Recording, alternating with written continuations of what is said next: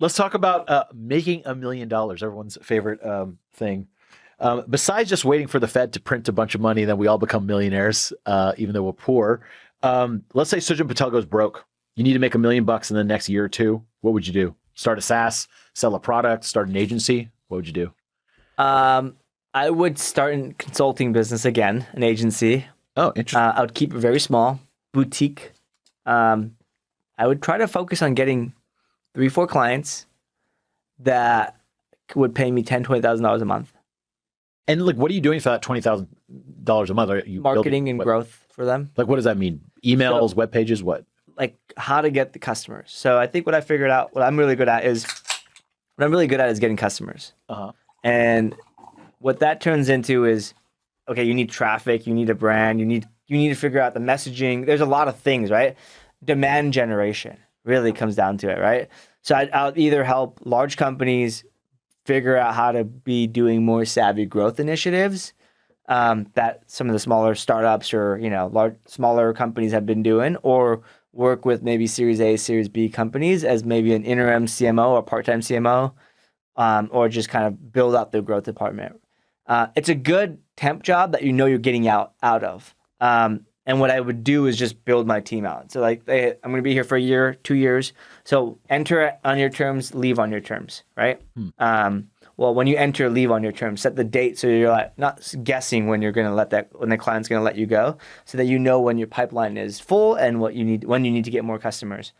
Anyways, I would do that, but that's not how I would make money. That's how I would generate revenue so I can funnel into something I actually can generate $1 million. And that would not be SaaS. I would not start something, because SaaS, and did you say a year, or is that just time? Year or two, rough time for Yeah, it just wouldn't be fast enough. It's just hard to build SaaS without lots of money, because you need customers, right?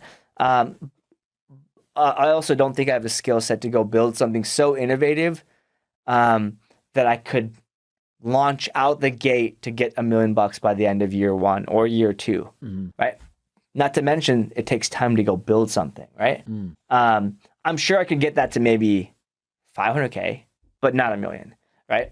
And a cheat would be I can get my agency $500K and my SaaS to $500K, but I would actually just go promote other people's products that I really back, and I would get a ownership of the company. I'll do what I call the 50 Cent move, right? I think it was Vitamin Water that he owned a portion of. He made so much money off that deal when they sold to Coca-Cola, right? He made most of his fortune early on, I believe, with that deal.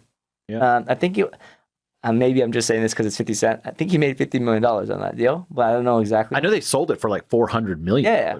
Because I don't know how much he owned, but yeah. He owned more than 10%. But I think that's most people. Like, so with most of the rich people in your life, I think they make most of their money on like a few things, maybe like 1 or 2 things. I think even Shaquille O'Neal, like he early on invested in Google. Yeah. And that's paid off probably more than all his earnings combined. Yeah. So it's kind of like, it's interesting. It's like a 90-10 rule or something like that. Magic Johnson owns a lot of fat burgers. Like the little chain? Yeah. Oh, interesting. And he makes a lot of money doing that, right? So, like after he was done playing basketball, right? Yeah. And like after he's done like being in the NBA related to anything, right? So my point is, I'd actually go, instead of building something, I'd actually go back a product I really love.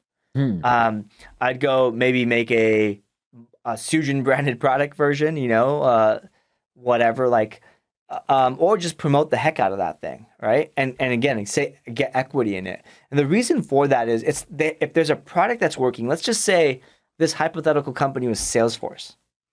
I know Salesforce has a business model that can make $1 million that I could say I need to drive X amount of visitors to get to that Y amount of leads to get to Z amount of revenue, right? That's way easier than building that and then trying to figure all that out, right? So again, if the time crunch was there, I don't think that's not the best long-term value. I think ultimately building something of your own, whether it's e-commerce, SaaS, whatever, owning an email list and monetizing it that way, whatever, is the long-term how you generate wealth. But I think the shortest way to get to $1 million a year or $1 million would be through promoting someone else's product and getting equity or revenue share. Interesting. Yeah, I've seen a lot of successful like course creators that still sell like a standard course, but to larger companies. And it's just like how to use Excel. Yeah. Like how to use the basics of Excel. I'm just like, this is not innovative at all, but it's like, oh yeah, every company ever uses Excel. Yeah. And their employees sometimes don't know how. Yeah. They buy lots of licenses of these. I can't tell you how many like Excel widgets and templates and crap I've bought to save me time. Like, I probably spent like, I don't know, $1,000 on Excel templates in the last 24 months. I know a guy named Ben Collins who runs like Collins Institute. He had benlcollins.com or something like that. And he just does Google spreadsheets. That's all he does. And he's like the king of that. Yeah. And all these companies will buy his training. And he's like a good teacher about it. And then he also sells templates. And he's built a whole company based off of just spreadsheets. Like Google spreadsheets. That I believe Excel is the competitor to every single software company. Yeah. Right? Before there's a CRM, you're using some sort of spreadsheet, Excel interface on a database on the back end, right? Something. And it was shitty. And it's hard to find stuff. And they made a UI on good top UI, on top of a database. Probably this could have been the same one. And boom. But yeah, Excel, like at Zoom Shift, that's HR, so scheduling software. People work a barista, right? When they have to show up for work, right? Companies like that, even hospitals, doctors, call centers, all these types of companies have hourly workers. The biggest competitor we have is not the, 20 other competitors in the space. I think it's 32 competitors in the space. It's freaking Microsoft Excel. It's pen and paper. Literally 90% of new customers that come through the door, and I'm not just saying this because of our company. I actually work for one of the competitors that is the largest company in the space, and they get 30,000 new trials a month. Same freaking deal. Most people are switching over from nothing. So spreadsheets and Excel is their thing, to the point where a template is actually the best funnel to get them into purchasing our software. So we get them to use a branded template that we design that's actually good. We make it importable to our software, meaning you can upload it and it'll work. Like our software then just be set up. So it's one click, pretty much upsell to our software essentially, or upload, and then just get them to use a template. And I think Airtable does that. Yeah. Airtable just made like a prettier Google Doc. Yeah. Or Excel. Google spreadsheet. Yeah. And it completely works. Yeah. And then they have this referral program, right? Of whatever, I don't know, $10 for whatever, which is smart. Like if Airtable is actually pulling that off I doubt the CAC is actually good for a paying customer, but they're so well funded it doesn't matter. Like they just need market share. I did some research into them a while ago for a Hustle Trends kind of thing when it was called Hustle Jobs. We were looking into, I was like, Airtable, what is this? And it was like Tesla was using them in their like Fremont factory. Yeah. It's like a glorified, it's literally a prettier Excel sheet. Yeah. That's all it is. And it can track so much more stuff. It's pretty interesting. And you can build a lot more forms. It's just more functional. Yeah. Okay. So that's an interesting way that you would make. I thought you were just going to say you would build a software product for some reason. Yeah. That's what I thought. Too hard. It takes too long. What about, it sounds like you have gone to like the next level. Like I feel like there's a lot of people like in the little marketing world, they start off with SEO, all that kind of stuff. Yeah. I feel like you've gone to like the step above that. I don't know how to describe it. Yeah, I think that wasn't like, well, thank you. That is actually what I've been intending to do all these years. Yeah. So I started off as like a peon link builder, SEO, right? Mm-hmm. And I was like, got to the top of SEO. Not in the like, not like I'm the best SEO, but I'm like, I went to become an SEO manager. And the next level up was like, I don't know, a director. And the next level up was like, I don't know, senior director. But like there was no VP of SEO. That was not a thing. Yeah. It was marketing. So I was like, oh, I need to go broad. I need to get breadth. Good thing is SEO is fucking hard, and you really have to just do all things marketing to do SEO nowadays. And over time, I learned all the other parts of marketing to be able to do that. And so now, like, marketing has a cap too. Like, what am I going to be, the CMO of something? Actually, interviewed for a job at some bank, Union Bank. I think it's called Union Bank in LA. And the CMO was making, I don't know, like $300,000, $350 maybe, with like another $100K they could make. So I'm like, that's it? That's all a salary? Ceiling. That's it? Like, and I have no degree. So like, there's unlikely I'm going to get that job at a financial institute to have no degree. It's just, they're not going to, this was like 2010 or 9. there's just no way I'm going to get that job. First of all, even though they approach me, It's like, I'm not going to make it against their MBA, my people, the other people that are interviewing for the job. And I'm like, there's just no way. So I'm like, where can I go to make my ceiling better? Right. And I was like, I come from a very like, middle class, lower middle class Indian family from India, so I never dreamed or dreamt big enough. So that was that's kind of my problem. I would say I've been trying to like solve that or like try to think big, but achievable. Not like I want to go to space tomorrow. It's just not going to happen, right? Not that stupid, I guess. But anyways, my point is, so I just kept thinking of like, how can I raise my ceiling? And so I was like, oh, I'm the marketing head. Okay, that's only going to get me so far. I run an agency. Okay, I can do this same thing for multiple people and charge them all what I'm getting paid. That's an agency. And I was like, oh, the agency is great, but like, look, what if I just did what one of my clients is doing? That's a software company. And so I was just like, well, I could do like 5 software companies. I can do this same thing. I know how to do it. If I just build the team, I just do it 5 times over. And so I'm trying to get bigger and bigger and just kind of, I guess, really more of a bottoms up approach. I don't have problem is I don't have like I want to do this and that and achieve Y, Mm-hmm. Partly because, I don't know, I've already kind of got everything I want and need. Like everything else is just like icing on the cake. How many McLarens do you need, bro? You already have enough like cool supercars. Although I could use one more. There's this joke, there's this meme of like that I find hilarious, but it's completely demeaning to employees. It's like a guy talking to an employee like, hey, if you work a little harder this year, I can buy another one of these cars.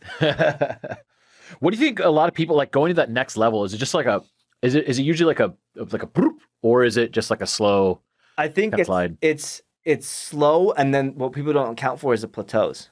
So I plateaued many, many times. I think, and I've like actually interviewed or and like really did a lot of research talking to other successful folks and like, hey, like walk me through your career. Like when was it just like all growth, not about their wealth, but about their growth personally?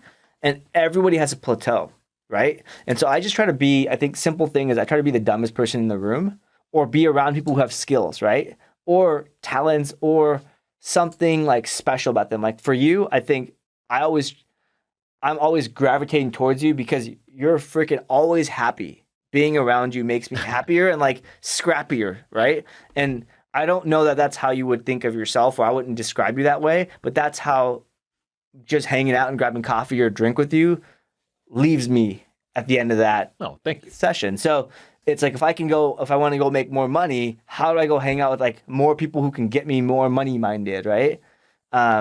So I just try to hang out with folks that are smarter than me. Well, that's always been, I think it's always been a problem of mine. I grew up in a pretty loving household. Yeah. Like I realized like later, when you grow older, you realize like, damn, I had a good childhood compared to everyone else. And so I'm very content in life. Yeah. That's actually a little bit of a dangerous place to be in sometimes because I'm like, my life's pretty good. I don't need to go anywhere else. Yeah. And so I have a lot of friends that are a little bit crazier than me. And I mean it in an endearing way, like Sam Parr and Noah are some of my best friends in the world. And they're just far more neurotic. I don't know how else to put it, but they worry more. Yeah. They're worried. They're a little bit more curious and it comes from a place of, I don't know, maybe fear or like not feeling good enough or something like that. Or just like curiosity, right? Or like, let's just try it and see what happens. Well, like Noah's like, we always joke, he's just a neurotic Jew. And it's just how he is. And here's the thing. People associate that with a bad thing, but that also means that he's going to be extraordinarily successful. Yeah. Because he is willing to just hammer. Mm-hmm. Someone like me is like, oh, I'm pretty good. Yeah. Fine. So I have to hang around people like that. Yeah. And ironically, I'm almost like their pet therapy dog. Someone actually once said that. We were at HustleCon and the CEO, Adam, was just like, he was like, Neville, dude, whenever Sam hangs around you, like he's calm. And when you leave, he's like really neurotic. He's like, hilarious. I don't mean this in a bad way. You're kind of like his therapy dog. That's hilarious. I was like, that's interesting. Yeah. Yeah. Because I'm more happy than you're and that's, I find it doesn't have to be that way. I find when you are trying to grow something big or do something, solve a big problem, like I can tell you Elon Musk is probably the most stressed out fucking person in the world. He's got so many companies trying to go to Mars, right? Like that's a big freaking problem. And for like in a feasible amount of money and charge money for it at some point, right? And colonize it and all this crazy stuff. But like versus me, I'm like way more happy. Like, This might be a weird question. Is what do you see of someone like me going to the next level? What's the prevention? Or what do you see as the block? I think you have to keep pushing yourself to like learn new skills or do more things. I think before we jumped on this, we were talking about, Bitcoin and alternative kind of, I guess, like coins. I don't know. Yeah, like it's just curiosity, pushing yourself and kind of getting past that hump. Again, doesn't necessarily going to mean it's going to make you happier. It probably will make you it'll make you less happy. Yeah. So I don't know. I always find that entrepreneurship is a really funny one because you work your ass off to make a lot of money so you could do. And the punchline is you die. Hang out. And then you just die in a few years. Yeah. But like you could have done that by being a bum, Yeah. So I don't know. People have to kind of find their why or whatever. And I don't even know my why. I'll be honest. I just go in a room with smart people and ask them about their whys. And I'm like, oh, that's cool. I want to do that. Yeah. That sounds cool. I want to do that. Right. Like, I just literally I absorb the energy of the room, or like I learn from others really, really well. I'm not one who's like, I want to climb Mount Everest because that's been my childhood dream. But like I hung out with an entrepreneur who climbed Mount Everest. I'm like, well, that guy can do it. I can do it. And then I literally thought of that. I was like, I can do that.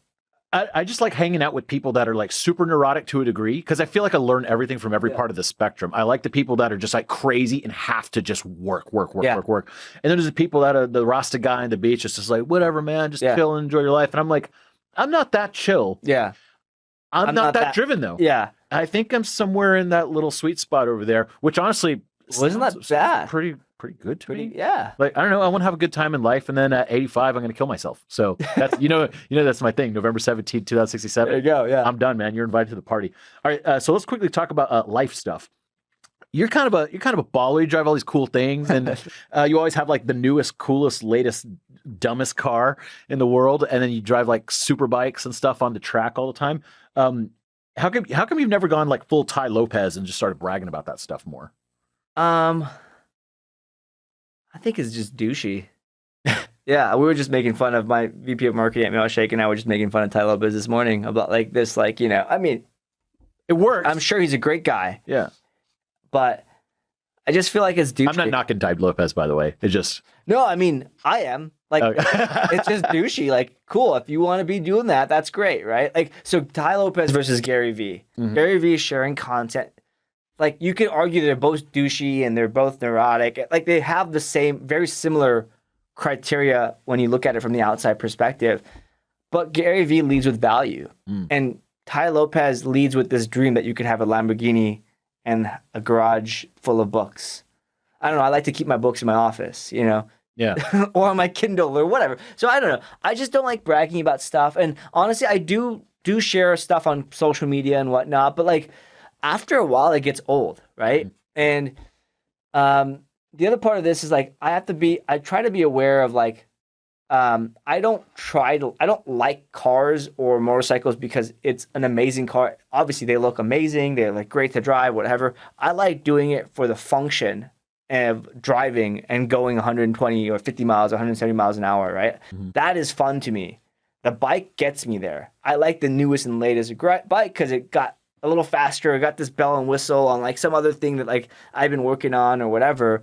But what I really like about cars is that I can go really fast in them and I can drive them. And I like driving cars more than I like talking about cars.